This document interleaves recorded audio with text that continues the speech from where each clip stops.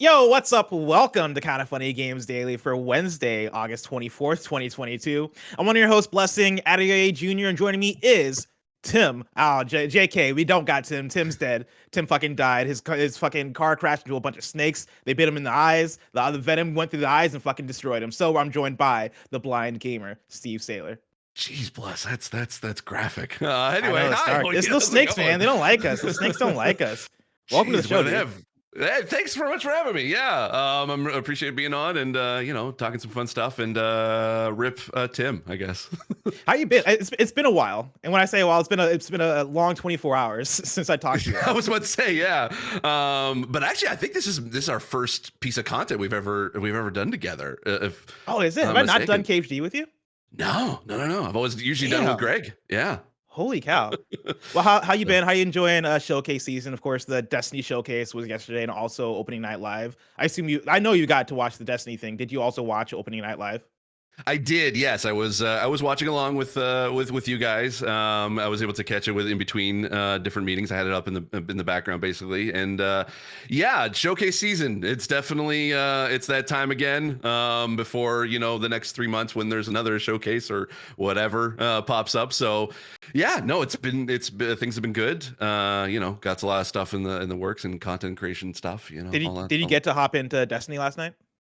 Unfortunately, I didn't. I was busy editing, and if you don't mind the bit of the minor plug, I was editing a show that I just started called Going In Blind, where basically it's a new Let's Play series I've been doing. I've been basically where I get to jump in a game I've never played before, and I have a guest kind of guide me through the show, and there might be a potential kind of funny appearance somewhere in there soon. But yeah, so I've been working on that, and it's in partnership with the Epic Game Store. So they've been great enough to Shoot.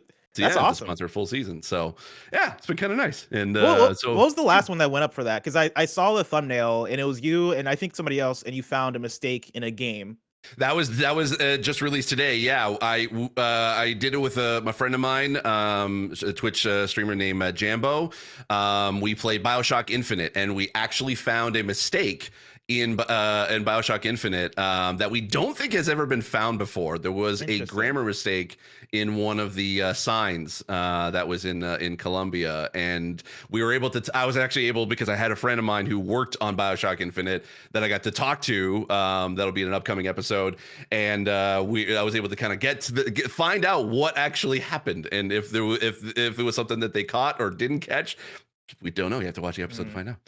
Now, Steve, you'll be excited to know that last night I downloaded Destiny 2. I I went, saw. Yes. yeah, downloaded it. I've not played it for years, right? It was during the launch month where I got heavy into Destiny 2. I probably put in like 80 hours in that first month and then dropped off heavily because I beat the game. I didn't have anything else to do. I beat the game, so I put it down. And like since then, I've tried to pick it up with expansions here and there, but it's been hard for me to get back in because so much has happened. But I picked it up for the first time in probably years, right? I want to say since Forsaken. And I played a bit last night with a friend. We started doing I think it's the Beyond Light campaign. Yes. And let me tell you, Yep. man, that game has some good gameplay. Like Destiny Yes, 2, whenever I pick it up, good, I'm like, good. man, this game is so solid. It still is.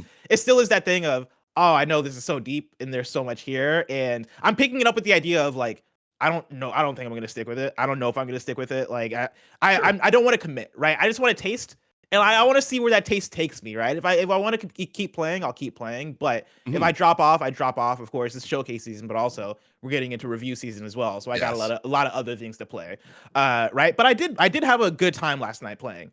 Yeah, no, Beyond Light is definitely was a great expansion for the series for sure, and it was one that I think as far as story wise, probably might be my favorite, like the of like even the seasons that kind of preceded it just before Witch Queen. So yeah, no, Beyond Light, it was kind of like the first sort of the biggest expansion.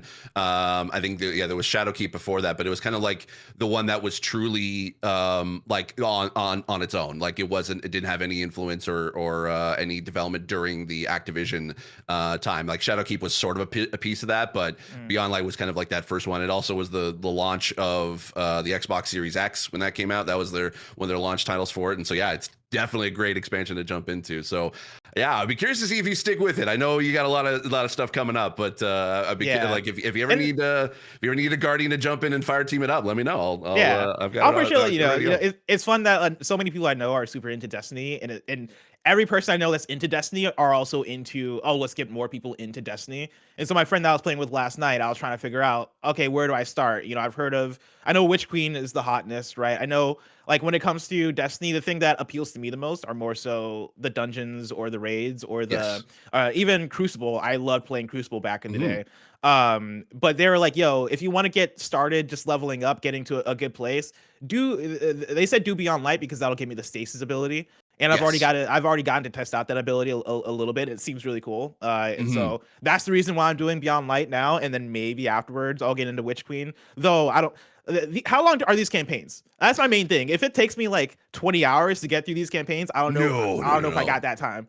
If now, like, I would say, like, I was able to complete the entire I think Beyond Light campaign, pretty much almost all of it, within like the first day. You can get it done in like a good like 8 to 10 hours pretty much, at least for Beyond Light. Witch Queen took a little bit longer because that was the first one you can jump into, either just going through it normal, or you can jump into a what they call legendary difficulty, and it was the first time I ever got to go through that. So it took a couple weeks just basically to like fire team it up with my friends, because doing that solo legendary is a lot harder for me. So yeah, I'd say you can get it done in like a good the expansion done in 8 to 10 week, or 8 to 10 hours. The real time sink is the seasonal stuff that's done week to week. So there's a lot more of stuff that's kind of being released on that basis. But yeah, you can get through an entire campaign in pretty short succession, pretty much. Oh yeah. Well, Steve, enough about Destiny. Let's talk about today's stories, which include a quick recap of Gamescom Opening Night Live, Phil Spencer expecting less console exclusives, and more, because this is Kinda Funny Games Daily. Each and every weekday at 10 a.m. live right here on twitch.tv/KindaFunnyGames. We run you through the nerdy news you need to know about. If you're watching live, you can correct us when we get stuff wrong by going to kindafunny.com/you're-wrong.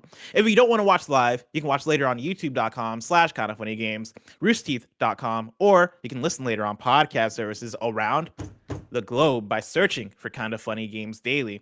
Remember, you can use Epic Creator Code Kinda Funny on all Epic Store and Epic in-game purchases like Rocket League and Fortnite to help support the channel.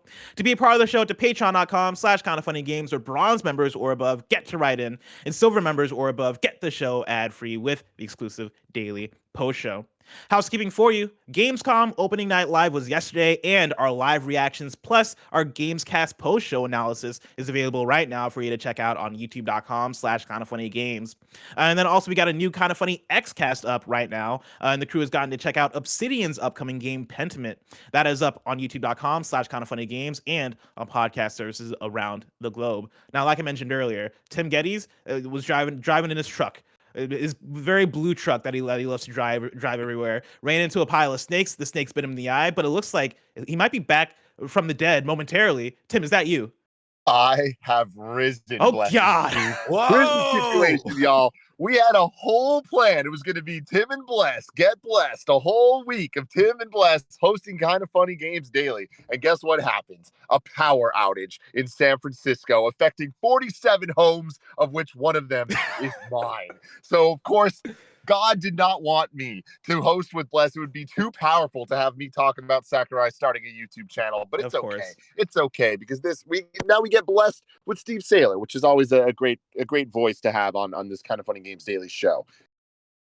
Thanks, Tim. I appreciate that. And it's not my fault, chat. It's not my fault. I did not do this. This is not my doing. How do you know it's 47 homes? That's a very specific number. Did they say in the report? PG&E told me. They told me that. Wow. But, yeah, I don't know. It's a weird thing. Anyways, I'm here for one quick little update for you guys in the housekeeping realm. With the Twitch story that we covered yesterday about them changing their exclusivity rules when it comes to streaming services, we're going to start experimenting a little bit over here to see what can work best for people and the different communities out there. I know we've been doing things the same way for a very long time, but we're going to try some experiments, see what sticks, see what works, and just have some fun out here. So starting right now, actually, you can watch Kinda Funny Games Daily. I know people are watching live on Twitch, but we're live on TikTok. Kinda Funny Games TikTok. You can go check out our TikTok right now. TikTok. You can watch both streams at once if you want. All you Zoomers out there.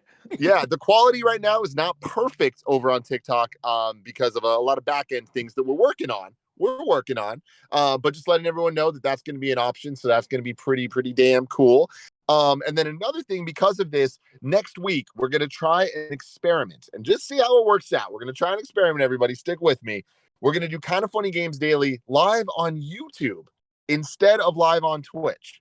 So it's a big difference, a big change up. We're just trying it out for 1 week to see what we can learn from it, see what's going on, what's popping off, maybe engage that audience over there a little bit. Cause like, I know you guys have realized we have still not hit 300 freaking K subscribers. So, hey, we're just going to do some tests over there. So hopefully you guys will join us, see what's going on there, see what's happening. But anyways, the rest of the streams, gameplay, all that stuff next week will be on Twitch like normal, but just Kinda Funny Games Daily on YouTube next week. Come support us live, same time, 10 a.m. every single day. The experiment of a lifetime, everybody. Get hype. Wow. Tim, thank you so much for that. Appreciate that PSA. Thanks, Goodbye. Tim. Good luck with Peace the out, snakes. Tim. When Tim said before the show that like we were gonna experiment with Games Daily on YouTube, like my dumb brain was like, Games Daily already goes up on YouTube. What's the I was like, what's the experiment? What are we doing? Yeah. Now that Tim's gone, let's all ask the question that we've all been thinking, right? Was that really Tim? Or was that a bundle of snakes? Oh, Think about it. A trench coat. Think about it. In a bomber jacket. Come on, Steve. In a blue bomber jacket. In a blue Sorry, bomber yes, jacket. yes, Exactly. forgot, Exactly. Well, thank you to our Patreon producers, Fargo Brady, Guy V, and the Saboteur. Today we're brought to you by MeUndies, but we'll tell you about that later. For now, let's begin with what is, and forever will be, the Roper Report. It's time for some news. We have 4 stories today. Holy crap, a baker's dozen! Starting with our number 1, we got a quick recap of Gamescom Opening Night Live. Now, like I said before, right? Yesterday we did our live reaction, which you can go back and watch it live with us. We did our Gamescast reaction to it where we graded Gamescom Opening Night Live. I want to go through a quick recap just for the folks that might have missed that, and then maybe talk about the biggest headlines here. So starting from the top, and these are just from my personal notes that I took during the show because I'm becoming an expert at this, Steve. All right, I don't need to you got a big ass list in this. So I don't need a Kotaku roundup. I got my own personal notes, so let's go through them. Right, we got Everywhere. That was the first thing to kick off Opening Night Live. With the slogan "Time for a New World." That is coming out in 2023. Dune Awakening was announced. That is an open world survival MMO. We got DualSense Edge, the PlayStation Elite controller. Callisto Protocol had a new trailer that showed off the mutation system. The Lords of the Fallen was announced. That is the Lords of the Fallen sequel that is coming out of Hexworks Studio. That got a dope ass trailer. Moving Out 2 was announced for 2023. Hogwarts Legacy got a trailer. New Tales from the Borderlands was shown off in a trailer and has a release date of October 21st. Dying Light 2's DLC got revealed. Sonic Frontiers got a release date November 8th. Under the Waves was announced. That is a new game published by Quantic Dream. Goat Simulator 3 got a new trailer. Return to Monkey Island launches on September 19th. Moonbreaker got announced, was shown off in a new trailer. Friends vs. Friends was announced. That is a game that I describe as Neon White meets Void Bastards. It looks really cool. Liza P got a new trailer that's been slated for 2023. We got Stranded Alien Dawn, a trailer for that. We got a trailer for Atlas Fallen that was announced for 2023. We got our 19th Homeworld 3 trailer.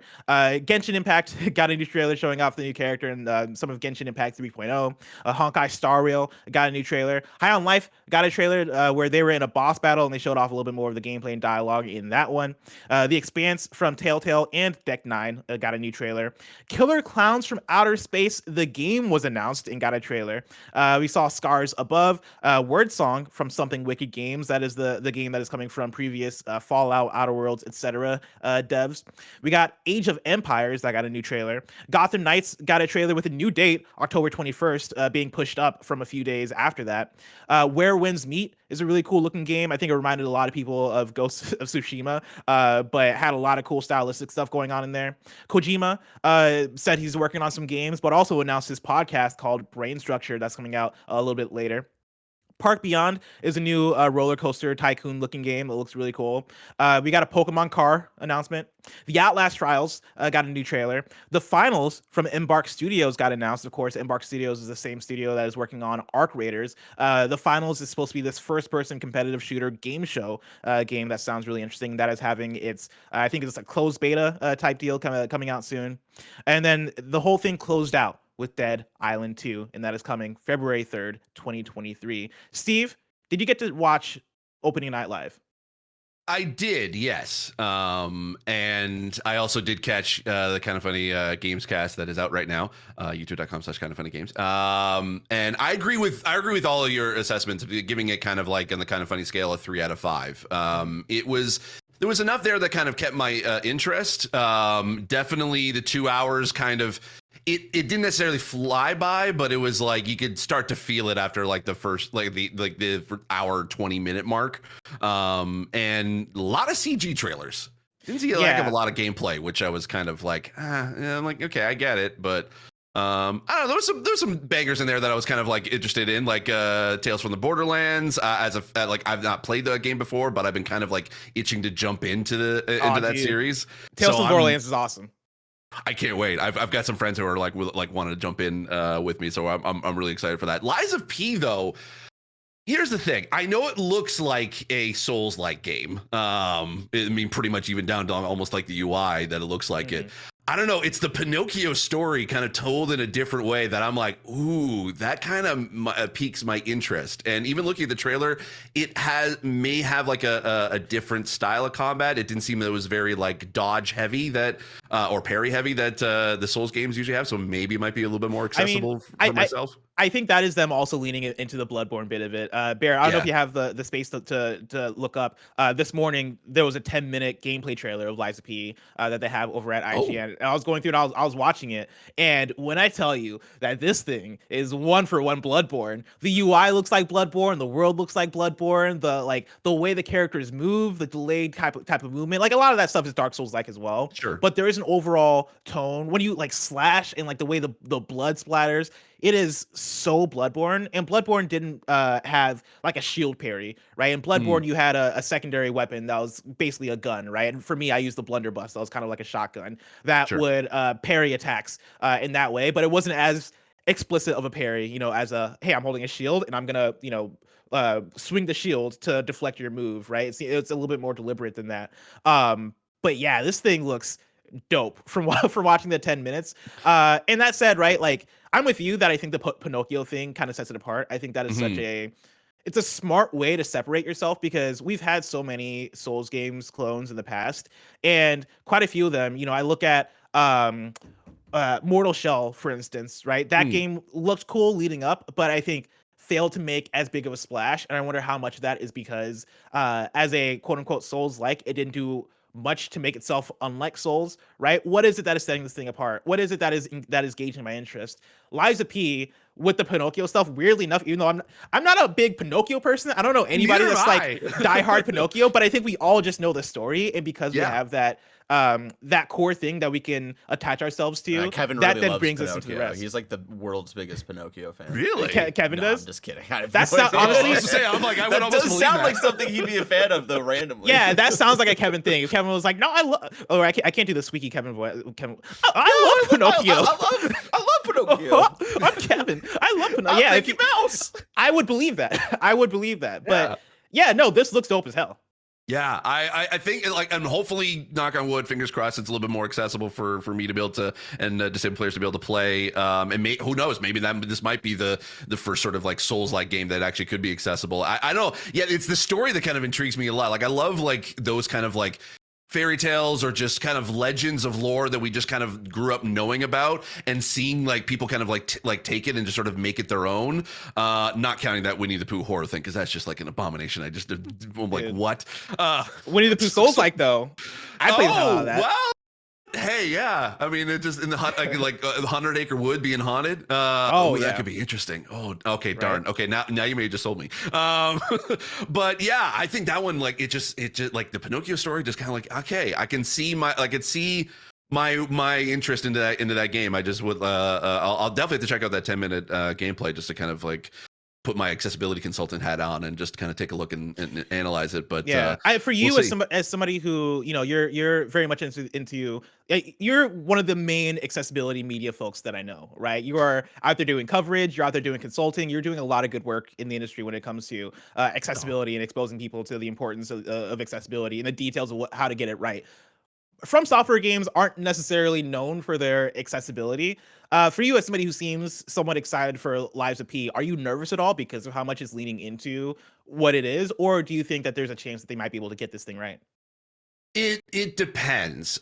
Yes, it definitely it definitely scares me a little bit if they are leaning very heavily into Souls or at least the looks like maybe the carbon copy of Bloodborne.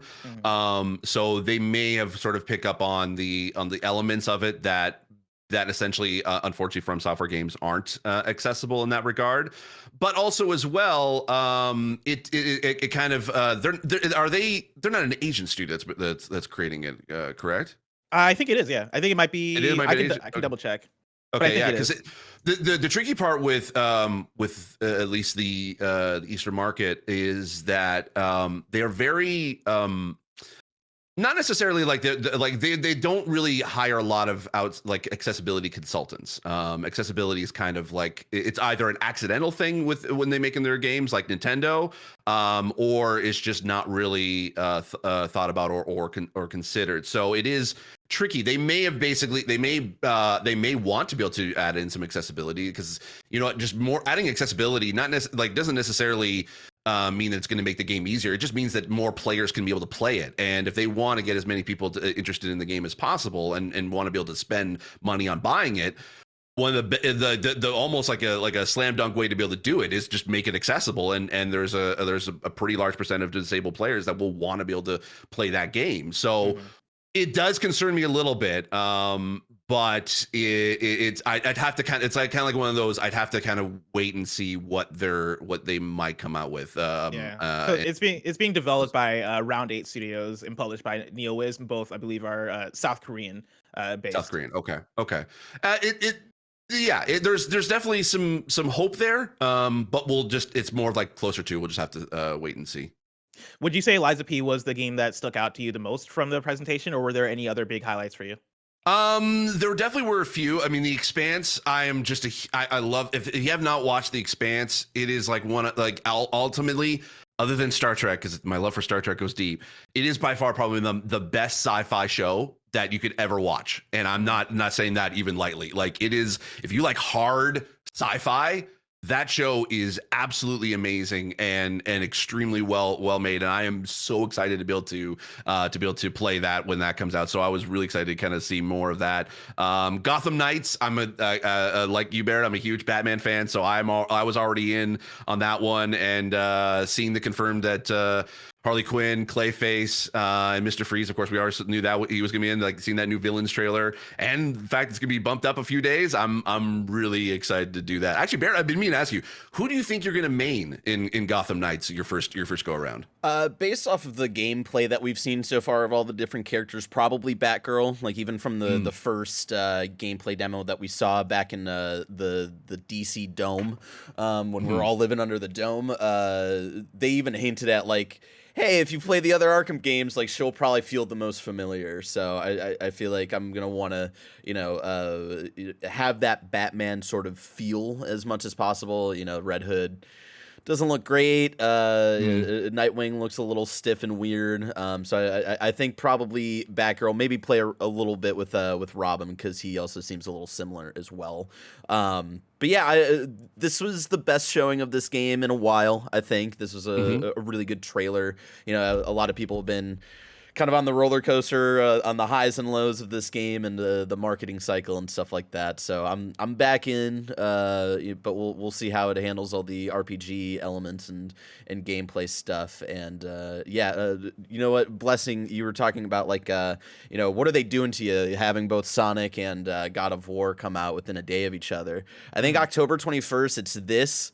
Persona 5 Royal comes to all consoles, and then there's like a third game I think that's also on the 21st or within that couple day period. I made this joke yesterday about October 21st where it's Scorn, and there's a third game. I forget what the third game was. Mm. New Tales from the Borderlands, I think might have been the third game.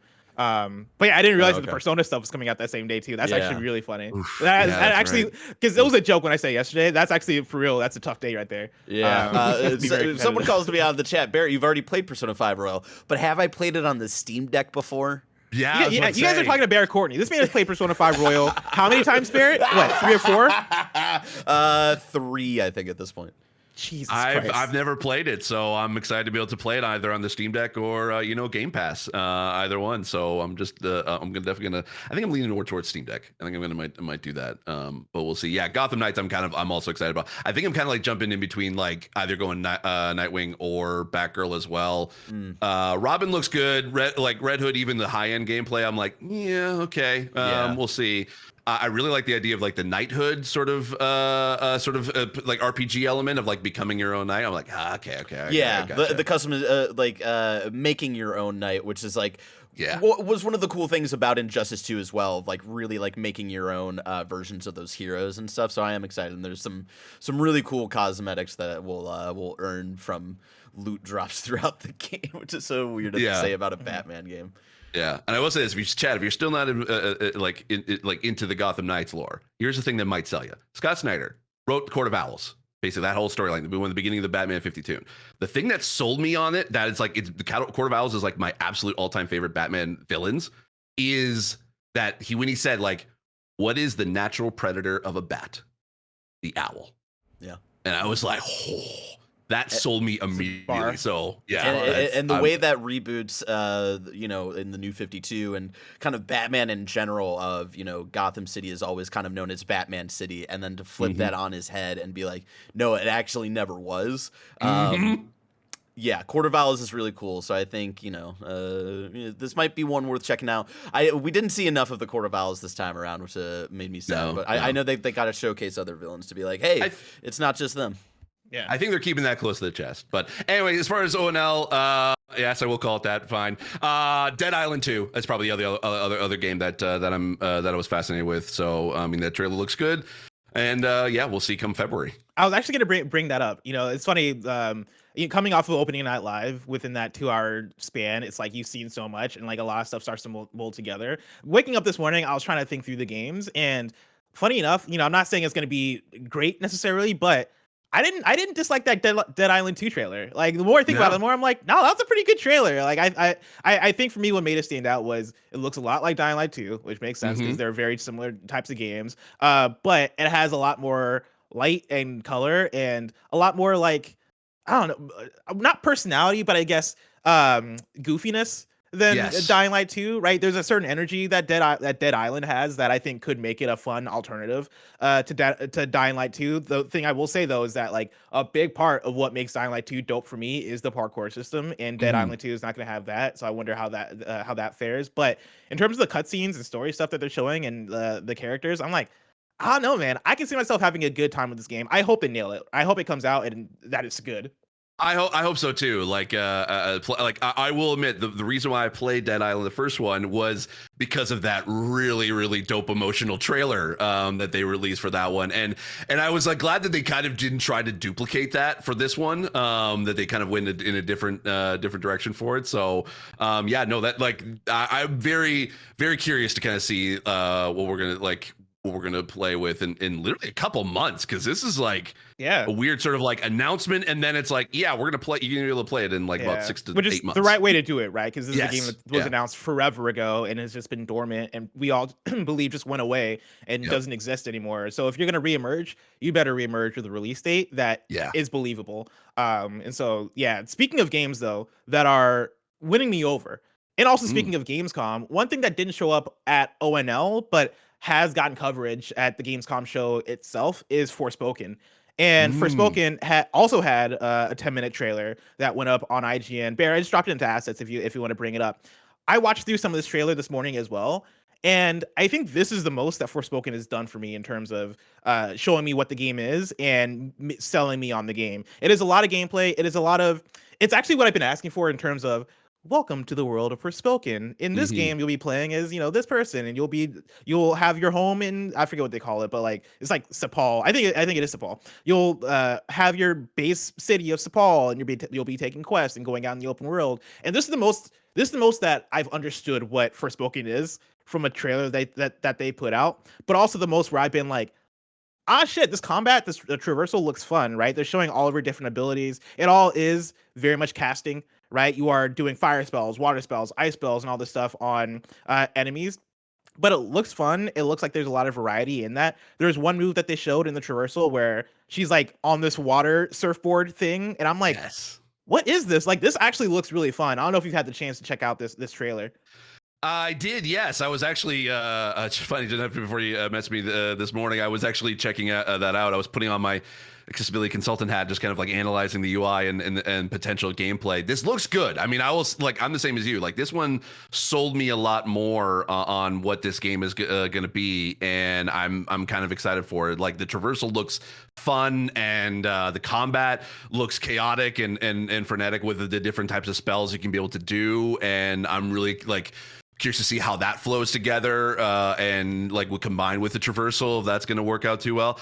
I will say a little bit of the accessibility thing. I do think that the UI looks okay, but it has this weird thing in the menus where it has this like globe sort of effect to it. I think we're just about to see it in this right now. If you're watching on the YouTube version, yeah, it's kind of like it has like this spherical sort of like look to it. I'm like, I've never seen that in a game before. I'm curious, like, is that gonna be good? I don't know. Anyway, I still think the text is kind of a little bit too small. That's something I need to rally against in the industry. Please, if game developers are watching, stop doing small text. Not all sitting in like 2 feet away from a 40 and 50 inch TV.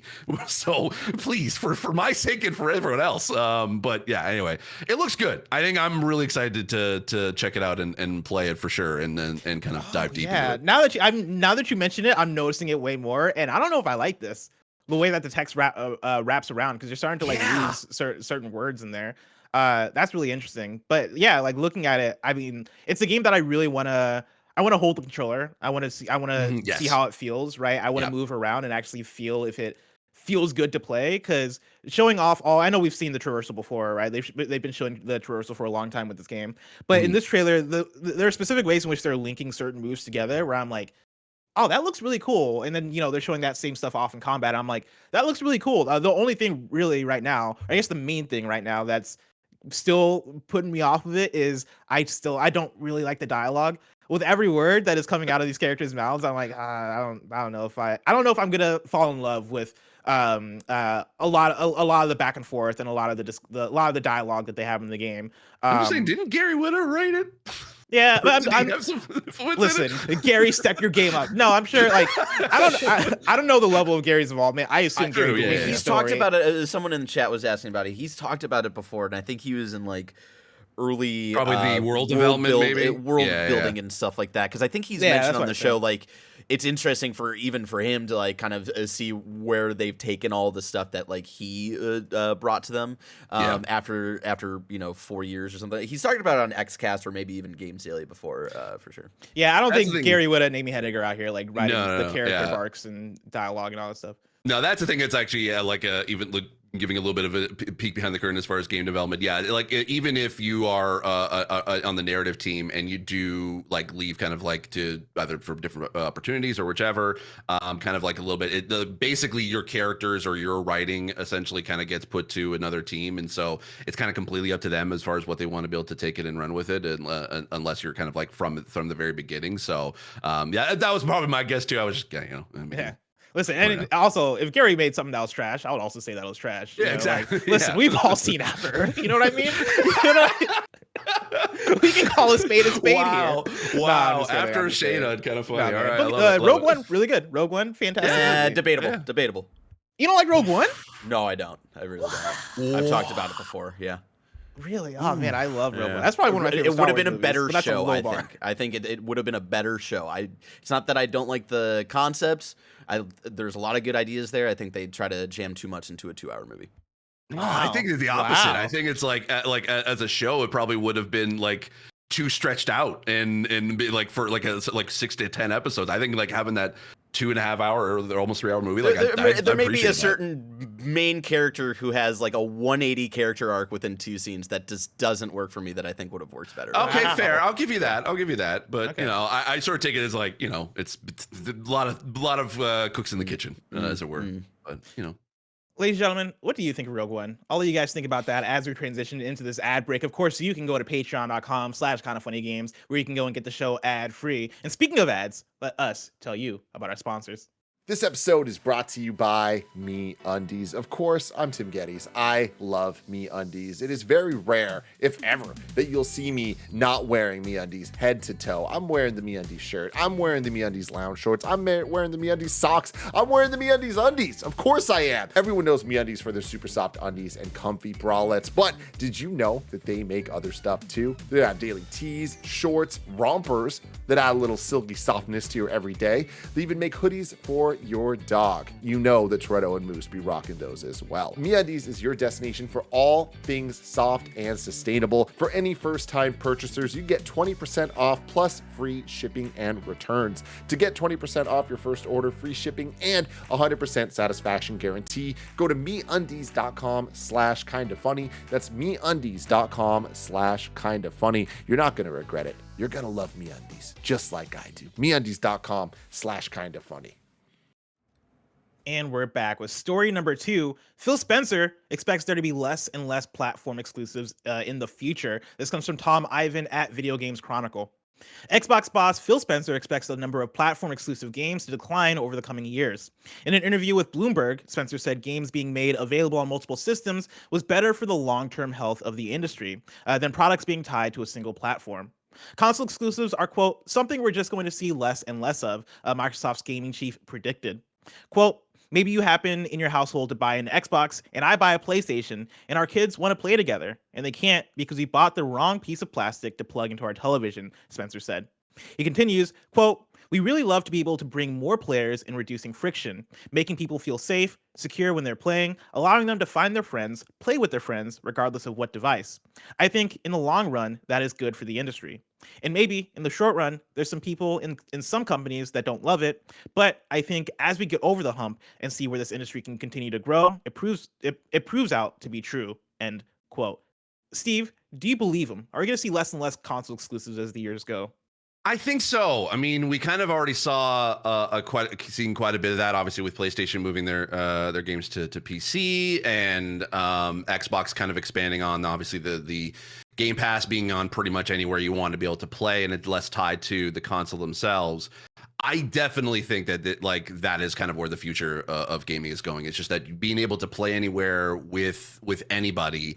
That is just gonna that's just gonna become the norm, because exactly as Phil said, it's like I remember growing up, I wanted to be able to play games with my friends and I couldn't because we had different consoles and we couldn't be able to do that. So cross-play, cross-save, all that stuff. I mean, hell, going back to even talking about Destiny, the fact that is cross-play, it was huge. I started playing it on PlayStation, and then I moved over to Xbox. Sorry, bless. But it's one of those I think that the whole console exclusivity aspect of it, sure, yeah, you want to be able to make a business out of it, but if you want to be able to get as many players to be able to play games as much as possible, and if there's a dope game that is really cool but difficult to be able to get a hold of because it's on a specific console, that's going to deter people from being able to want to be able to pick it up, and might deter it from being able to want to either make a sequel or expand upon it. So the more people that can be able to play, as Microsoft says, and we like to say in the accessibility community, when everyone can be able to play, we all win. Yeah, I think it's a fascinating and interesting quote from Phil Spencer. And it's funny because I'm right there with you in terms of the cross-platformness of it, right? And the cross-progression-ness of it. I did the exact same thing with Destiny, where I started off on Xbox because I had more friends playing Destiny on Xbox. But then eventually I was like, well, I'm a PlayStation gamer. I want my save on PlayStation. And when they opened that up and I was able to transfer that save, I did it as soon as I was able to. And now, yeah, being able to play that game cross-platform, let alone so many other games, right? Fortnite, Rocket League, the list goes on in terms of games that are now cross-platform, and how much that is becoming more and more of a normalized thing. I think there's something there, and I think that is a future that is very attainable, and I think we're getting more and more close to that becoming the norm, where you come out and your game is for sure crossplay, but even cross progression, right? I think that is the next big hump that Yes. I hope we get over, and I think is attainable. In terms of console exclusivity for video games, that is where I find this quote to be even more interesting, because Phil Spencer is speaking as the head of Xbox, right? The platform that I think is the closest to being to crossing that line into what that future looks like, right? Mhm. Minecraft is a game that is owned by Xbox that is already cross-platform, right? Call of Duty is going to remain cross-platform. Xbox for a while has been publishing their games on PC and on console day and date on at the same time, right? That has been going on for a while. And if you told me that there's a future where Game Pass ends up on like PlayStation or Nintendo or something like that, I don't think that's outside the realm of possibility. I think Phil Spencer wants that. I think Xbox wants that. I think that would work so well for the strategy. I think it's interesting, though, from the other side of both PlayStation and Nintendo. Two platforms that I think thrive off of exclusivity, especially Nintendo, right? What is the reason why you buy a Switch? You buy a Switch so you can play Nintendo games. You know, like nobody's out here buying a Switch so they can play Assassin's Creed 3 or like whatever other third-party games come to the platform probably way after the fact. No, I'm buying a Switch so I can play Zelda. Bear, you're out there playing Assassin's Creed 3? Catch me playing the Ezio trilogy on Switch, you know? That's fair. I did play. I will admit, I did actually play. When I did my Assassin's Creed in review, I played Black Flag on Switch because that was such a fun time to play. Okay. Interesting. Yeah. It's funny. I was what was the game? I forget what the game was. Where I went to a PAX years and years ago when I still lived in Seattle. I went to a PAX West. Maybe it was PAX East. I went to a PAX, and there was a Nintendo line to play like some big first-party Nintendo game. It might have been like Mario Golf, or like it might have been something even bigger because it was like an important game. I was in line to play this game, and I had a press pass, right? So I was one of the first people in line, so I can get the press coverage of it. And I was standing in line behind this girl who was there to also play a game that was in the same Nintendo booth because they have all the Nintendo games in the same place. And they're asking us one by one. In fact, no, I think it was for Mortal Kombat on Switch. If that even is on Switch, whatever. The PR person came to the line and they were asking us like, okay, which games you want to play? Okay, you want to play this game? You want to play this obvious game? You want to play this big Nintendo game? And then he went to the girl and was like, hey, are you here to play? And then named whatever the big Nintendo game was. And she was like, no, I'm here to play Assassin's Creed 3. And I look and I'm like, wait. You're not gonna act like that's not a crazy thing you just said. You're here to play Assassin's Creed 3, a game that's been out for years and years and years, just the Switch version. That had me dying. That reminds me of when I think it was Metal Gear Solid 5 launched the same day as Mad Max. And blessing, now that we've shared this journey, I was never like a Metal Gear guy, until we played through 1 through 4 last year. And so like I remember that was like one of the few like midnight launch GameStop things I went to, and literally everybody Metal Gear Solid 5, and I went up and I was the asshole who was like, can I get Mad Max? I would like one Mad Max, please. That's so funny. To this day, I don't think I've even seen gameplay of that Mad Max game. I've always wanted to go back to it. Car combat's great because I hear it's good. Awesome. I hear it's a good game. I know the box cover. I've seen the box cover many a times, but I don't think I've ever seen any gameplay. I always forget that game exists until somebody mentions it. I'm like, oh yeah, there was a Mad Max game, wasn't there? It was a solid 7.5, and a lot of that 7.5 is like carried by how fun the car combat is. I'm gonna look up see if it's on Game Pass. But yeah, like back to my point though, right? Like, yes, Nintendo thrives off of exclusivity. And it is so difficult for me to imagine any sort of near future where those games end up on other platforms, even after the fact, like what PlayStation does with PC. But then you transition to PlayStation, and PlayStation, I also find it real difficult, right? Like, it's not an impossible future. We're already seeing PlayStation games on PC, but there would have to be some kind of drastic change in the industry, I would say, for PlayStation games to end up coming out on Xbox or on Nintendo, especially day and date.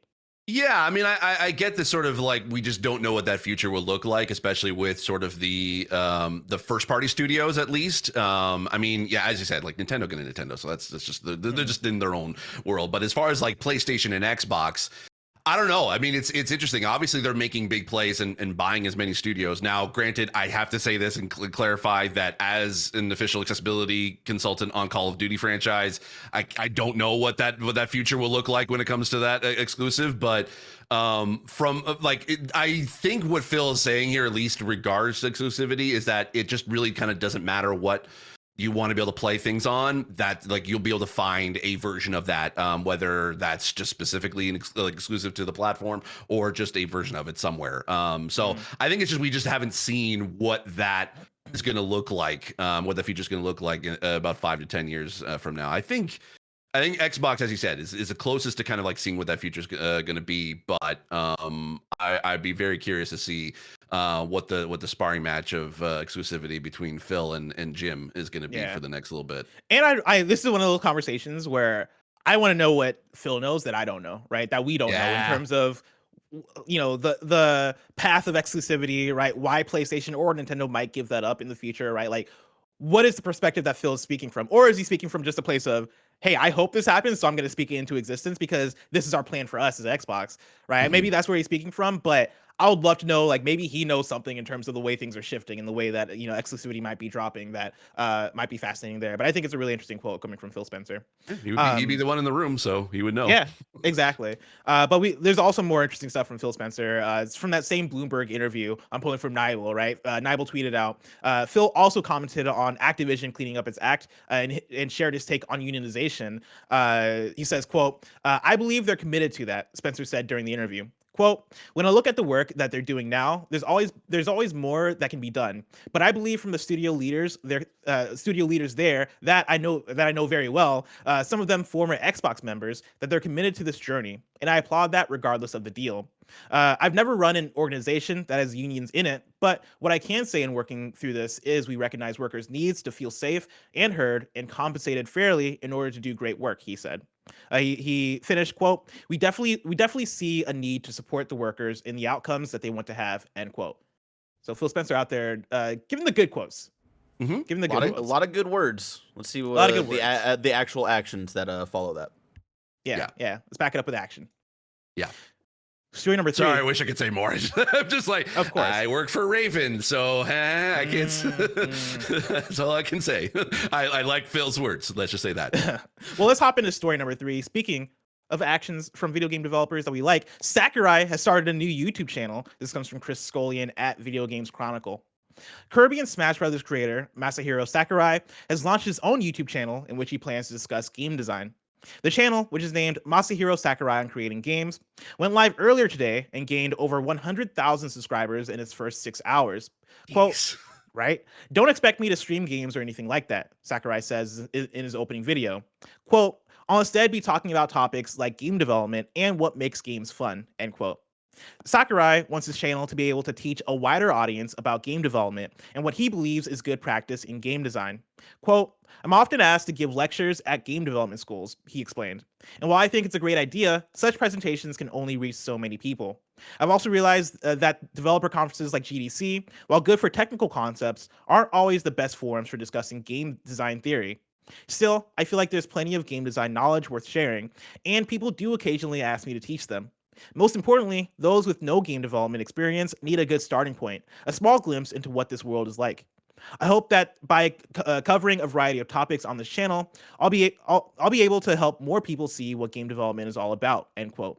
Sakurai notes that Nintendo has given him its blessing to show prototype software and behind-the-scenes material from games he's worked on in the past, which, for me, that's the coolest part about it. Right, yeah. Nintendo giving the blessing on something like that is so rare. But you know, Sakurai is Sakurai. He's got the clout, he's got the stuff, and he also, I think, has such a great base of video game knowledge to share that this is such a cool thing. I think this is a great idea from Sakurai.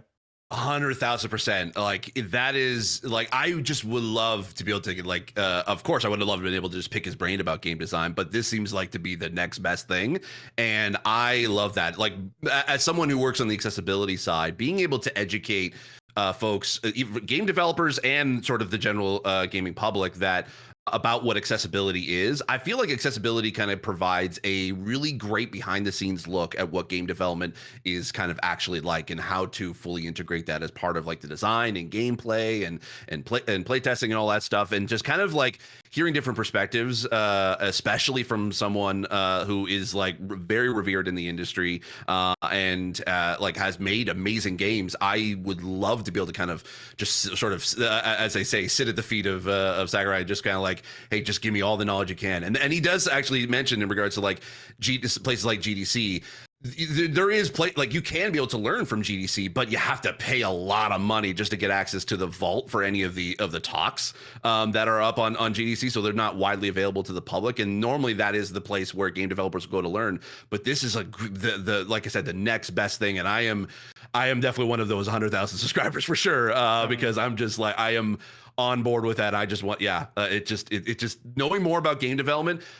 Like not just as a game developer, but also just as a gamer helps kind of at least understand how games are made and at least understand stuff like delays or why decisions get made in games or how this was made differently than this and what these systems work and how these systems don't. Like having that knowledge going in can help be able to make gamers at least a little bit more understanding of the what game development what game developers go through on a day-to-day basis. And I think this is going to be a hopefully a huge thing in the industry for sure. Yeah, right. And I think it's really cool, right? Where he references GDC and says, while it's good for technical concepts, those aren't always the best forums for discussing game design theory, right? I love that he's going for me the stuff that I deem more interesting, because I'm not a developer, I'm not out here doing the actual work, but I think game design theory is a more approachable and understandable thing in terms of, hey, this is how you make a great game, right? This is how we make Smash Brothers the best platform fighter ever. This is how we make it feel good. This is how we design characters, and this is how we design a level for Kirby. I think that kind of thing is something that a wider audience can appreciate and will be good avenues for people to get into game design and then get into the deeper stuff, like the stuff that you would learn at a GDC, right? Being that bridge between, I think, is really important. Mm-hmm. We got a question in here from Bander SN, who writes into patreon.com/kindafunnygames, just like you can, and says, hey, KFG crew. Last night, Masahiro Sakurai announced that he would be starting his own YouTube channel, and my God, I love everything about this. This man is the greatest gamer we've ever known, and this channel is such an awesome surprise for fans and aspiring devs. Bander SN really loves Sakurai. Listen, I love him too. Yeah. This might actually be the most in-depth source of Nintendo creative design guidelines we'll ever get. But not only that, yesterday, Kojima also announced that he would be starting a podcast on Spotify. The era of gaming legends sharing their expertise has begun. My question is, besides Sakurai and Kojima, what gaming legend would you want to have their own media outlet, and what form would it take? Maybe a documentary from Miyamoto, or even a drawing live stream channel from Tetsuya Nomura. Thanks for taking my question, Bander SN. Steve, what gaming legend would you want to see enter the media space? Oh my God. I would looking at this question, I'm like, man, there's so many different people that I would love to just kind of like learn from. I mean, Kojima definitely is up there. Like the fact that he's putting out a podcast, I'm like, heck yes, I would just to know a little bit of the brain that is Kojima. I'm fascinated. I think though, I mean, I've always been fascinated, even though it's not something that I technically kind of deal with in on the game development side, where I kind of work with like a lot of design and kind of gameplay and more technical stuff. I love to be able to like learn about the writers, and I would love to be able to like Amy Hennig, like just learning more about her writing style, and same with like say like a Cory Barlog or Neil Druckmann, Hallie Gross, like just learning more about like the writing and structure and how to write for video games, which is so different than writing for a TV show, movie, or comics or whichever, because there's so many different scenarios where player choice kind of comes into it, and there's so much that they have to write, and how much do they take on themselves, how much do they rely on the writing team to kind of like flesh out a lot of the extra worlds. Like that in and of itself, like I just want to know more about. And I'd say Amy Hennig probably be one I would love to be able to like hear a podcast of or whatever. On the same trajectory of just writers, I could probably listen to Tim Schafer for literal days on his writing style as well, and how he implements writing into literally every aspect of the game and makes it all kind of especially comedy in games, like how to write how to write comedy in games that land, because obviously with comedy it's a lot of timing, and how do you do that within a gaming format? I'm so on board with that one. In a like weird far-flung alternate future, I'd love for like Neil Druckmann, Cory Barlog, and like Herman Holst to do a podcast, like a 10-episode podcast of Ooh, like as like game this is- directors. yeah, as game directors, of like this is what it Ooh. was like directing PlayStation. I'm sure that couldn't happen because of fucking documents being signed and all this shit, right? Of like things they wouldn't be able to say. But like in a future where they're all post PlayStation, right? I don't want the polished PlayStation version of it, right? I want the post PlayStation versions of these guys to talk about like, no holds barred, like full transparency.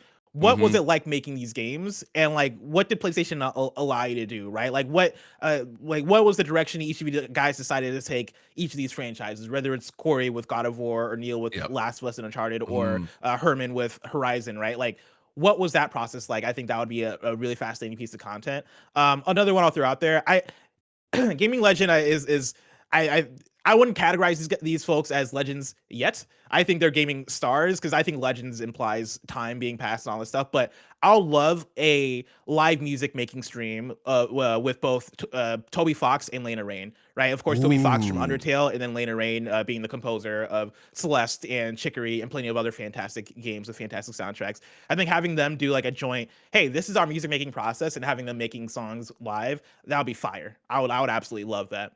That would be dope. Yeah, especially like kind of like just knowing a little bit more about like their music making process. Like as like I am not anywhere near a musician. I mean, I know, bless you, you dabble in that a little bit yourself. But I think like, and your stuff is pretty good actually, by the way. Thank you. I would say, yeah, I just like, I love the like the learning about like different sort of things. I'm like creative parts of the industry that I'm just so fascinated with. And music is definitely one of them. Like, I think that's kind of why I like Alana Pierce's podcast with Austin Wintry, like hearing like a little bit about his sort of philosophy on music making. It's like, okay, yeah, I would, oh man, Toby Fox and Lena Raine, like that would be such a good because for me, they're the two goats for me when it comes to indie composition. I think their stuff is so perfect, so good. And it might be just a taste thing, right? Where I listen to their soundtracks and I immediately feel feels, right? I feel things listening to those soundtracks. I would love to know how they go about that. And if like they could get, or like even if it could be a separated from indie, get a what's his name? I think it's Okage who does the soundtracks to Nier. Get him and get the folks get the composer to like Kingdom Hearts, the composer to fucking like Persona, and there was one other game I had in mind. Oh, the Final Fantasy VII remake composer. Like get those four in a room and let them just go off about like composition and how you make iconic soundtracks. And then end each episode with them just like jamming out. Oh my god, yeah. Oh my god, that'd be so dope. Each of them has like every episode ends with them like releasing some unreleased song that they weren't able to fit into a game. Yeah, like even finding like kind of those who actually like who put like certain music into the game, like either get music licenses for certain songs and stuff. Because like when a good song hits in a game, like you just like it's like I'm thinking like Marvel's Guardians of the Galaxy. I'm thinking of like Red Dead Redemption 2. Like it can like make you feel all of the emotions and like in every single way. And I'm just like, there's something so special about a good soundtrack, right? Yeah. Like I think Last of Us main theme is so iconic because of Gustavo who worked on it, right? And like when you're playing that game, there are certain ways that it gets I don't know if interpolate is the right word, maybe it is, right? But it gets like re-brought in, right, or reprised in different forms where it's like, damn, you nailed this one melody so well that you're able to bring it back in all these different forms to contextualize all these different scenarios, and it hits every single time. And like that one melody can mean so many different things in the context of a scene and at performances and stuff like that. Yeah, to the point where it's like almost any game that has like that kind of similar style, it's like, oh, is that like the Last of Us kind of music? Like that's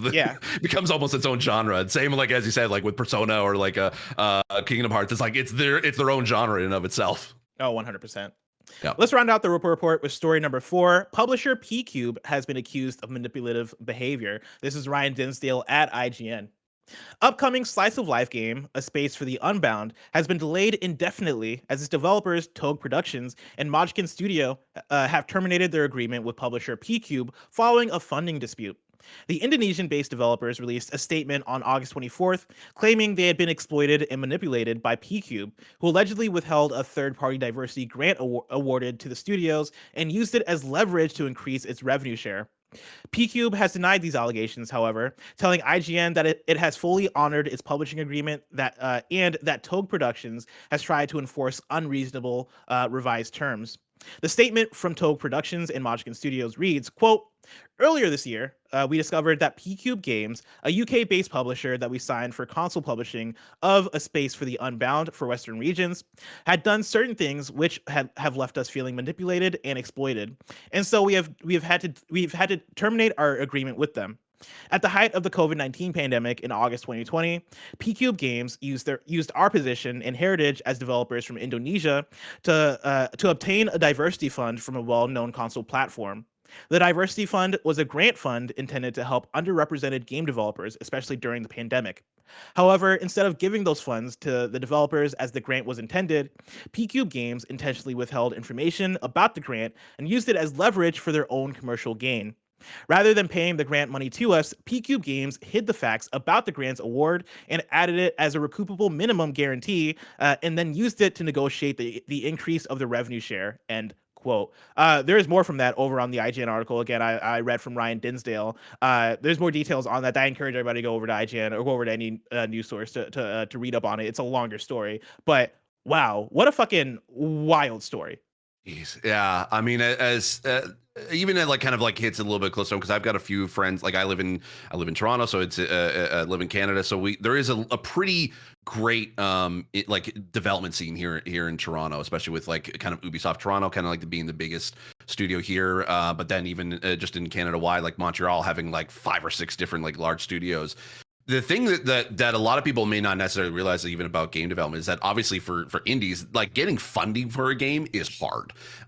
And fortunately, at least in Canada, there actually are government grants that you can be able to apply for to be able to make your game. And so it can actually be able to kind of help make or break at least kind of the livelihood of the developers who are working on most of the time, usually their passion projects. And I even think Drinkbox Studios, makers of Guacamelee, they're here in Toronto, and they are also kind of like they also rely at least in part to those funds and from those grants. So seeing like I mean, this may be the tip of the iceberg as far as like the studios potentially maybe taking advantage of those grants, especially like in a diversity grant, and even coming from an Indonesian studio, which there's not like the East Asian market, like Indonesia, I think of Thailand, I think of like the Philippines, like there is so many great like little indie like studios that are coming up from that I'm like, I really want them to succeed, and seeing them taken advantage of in that way, it's just it hurts the heart, and hopefully they can be able to make the game and release it the way they want it to, and be able to afford to be able to pay their developers who are working on it. Yeah, 100%, right? I think that's one of the more heartbreaking things of, okay, well, we were relying on this publisher to do right by us, and now they've kind of screwed us here, so we're separating. Cool. How do we get this to the finish line now, right? Like, what do we do next? Who do we partner with next? I think that is going to be a big, that's going to be a lot of work for them to figure that stuff out, and to provide more context for people who may not be familiar with PQ Games, because I don't think they're not a popular publisher by any means. They have done stuff that you would know, right? Like, I'm looking at their website right now, and they've done work on Earth Defense Force. They've done work on previous Guilty Gear games. They've done work on Super Lucky's Tale, right? Games like that, PQube has worked on. So they're a notable publisher, even though they're not one of the more popular ones.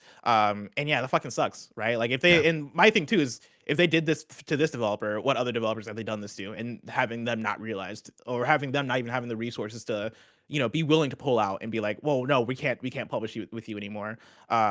It sucks, right? And I really hope that the Indonesian studio here, I lost it, Togue Productions and Mojgan Studio, I hope they're able to like pull their stuff together and be able to continue with that game. And I hope, if PQ's out there, committing fraud, essentially, I hope they get exposed, right? I hope I hope they get shut down. I hope they're not able to do that going forward.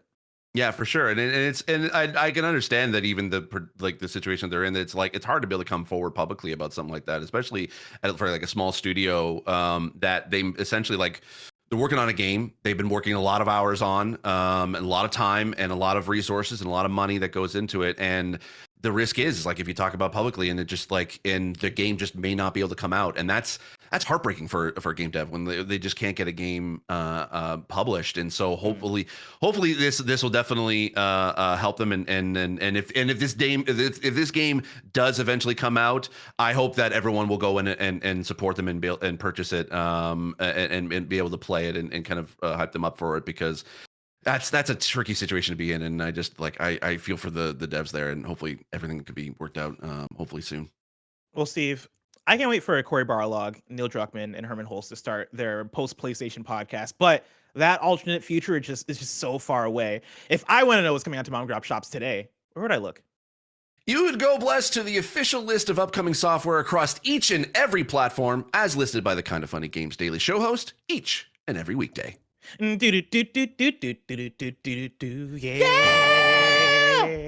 Out today, we got SD Gundam Battle Alliance for PC, PS4, PS5, Xbox One, Xbox Series X, and Switch. We got Islets. ISLETS.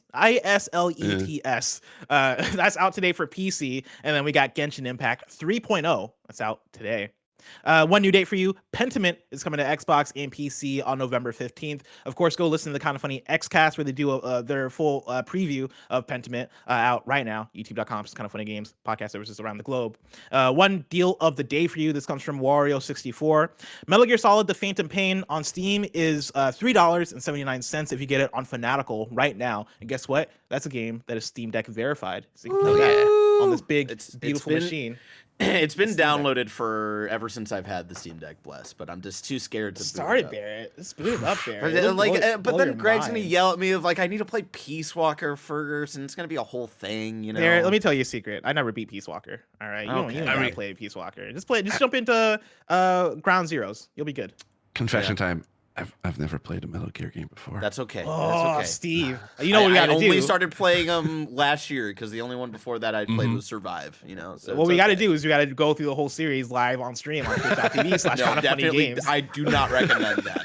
And someone went through that. All right, you want to rake in the views? Look at the views on that thing on YouTube.com/kindafunnyplays. It was worth it. I'm just saying, you got a built-in marketing thing right there. Blind Gamer plays Metal Gear for the first time. Just full of putting it out there. Listen, all right, let's do it. Okay, nobody's gonna stop us. Who's gonna stop us? Craig Miller. He doesn't pay attention to things. Yeah, he doesn't know what goes on in his own company. He'd be ableist if he doesn't allow it. Like, he's on a beach right now playing Avengers on his Steam Deck. He doesn't. Oh yeah. Now it's time to squad up. Of course, you can write it to patreon.com/kindafunnygames where you can get your squad ups read on the show, just like Rob did. Rob wrote in with a squad up on PS5 and says, "Hey, Kinda Funny, I just started Destiny 2. Literally, I downloaded the game just yesterday. I'm hoping some best friends could guide me through this massive game. I'm usually off work on Tuesdays and Wednesdays, and I'm down to kill some time shooting weird bug monsters." Rob is on PS5. YoCallMeRob. And Rob, I'll tell you right now, there is a Kinda Funny Destiny, I think, clan and Discord server that I'm sure will be glad to help you out. If you're listening and you're on that Discord server, DM Rob, YoCallMeRob, PlayStation, get him in, show him a good time. Heck yeah. Now it's time for kindafunny.com/you're wrong, where you write in, let us know what we got wrong as we got it wrong so we can correct it for those watching later on YouTube and listening later on podcast services around the globe. Nitro writes in and says, Alana Pierce has a podcast on her YouTube channel that is about writing for video games, including an episode with Tim Schafer.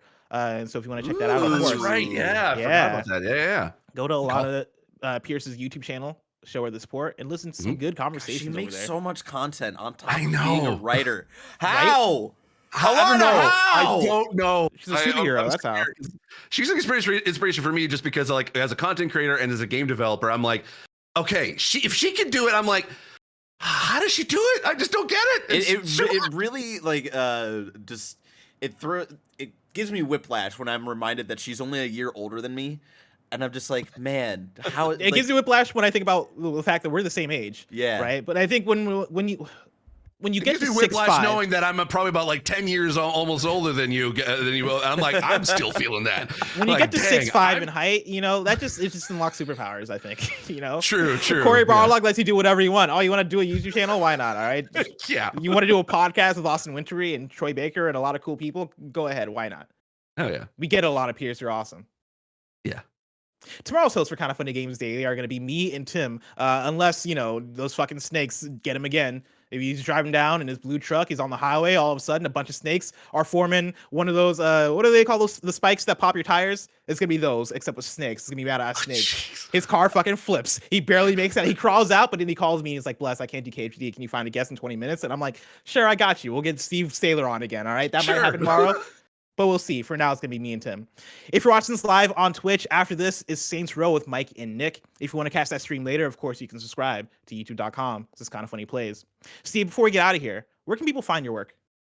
You can be able to find me on my YouTube channel, youtube.com/snowball, or you can find me here on Twitch, twitch.tv/blindgamersteve. And hey, if you want to be able to follow me on Twitter, at Steve Saylor, Saylor, you can be able to find me there. Oh yeah, thank you so much for joining me, even on such short notice. No, it's all good. Thank you so much for having me back 2 days in a row. I appreciate it.